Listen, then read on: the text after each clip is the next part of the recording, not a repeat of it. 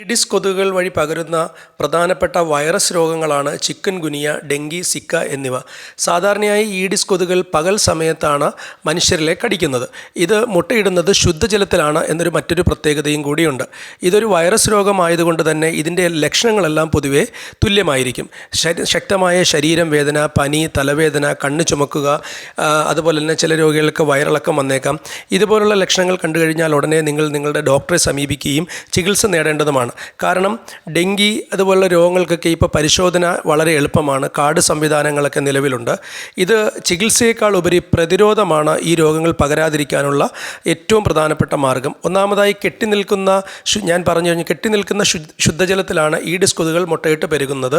അതുകൊണ്ട് തന്നെ ആഴ്ചയിലൊരിക്കൽ ഇത്തരത്തിൽ കെട്ടിക്കിടക്കുന്ന ജലം നീക്കി ഡ്രൈ ഡേ ആചരിച്ച് ഈഡിസിൻ്റെ ഉറവിടം നമുക്ക് നശിപ്പിക്കാവുന്നതാണ്. മാത്രവുമല്ല, ധാരാളം വെള്ളം കുടിക്കുകയും ORS ലായനി കരുതുകയും ചെയ്യുക. ഒപ്പം തന്നെ നിങ്ങളുടെ ഡോക്ടറെ സമീപിക്കേണ്ടതാണ്. നിങ്ങളുടെ ഡോക്ടറെ അനുസരിച്ച് മാത്രം ചികിത്സകൾ ചെയ്യുക. അതുപോലെ തന്നെ പരിശോധനകളൊക്കെ കൃത്യമായി നടത്തുക. കൊതുകുകളുടെ ഉറവിടം നശിപ്പിക്കുക. രാഷ്ട്രീയം മറന്ന് നമുക്ക് ഒറ്റക്കെട്ടായി മുന്നേറി നമ്മുടെ നാടിനെ രക്ഷിക്കാം.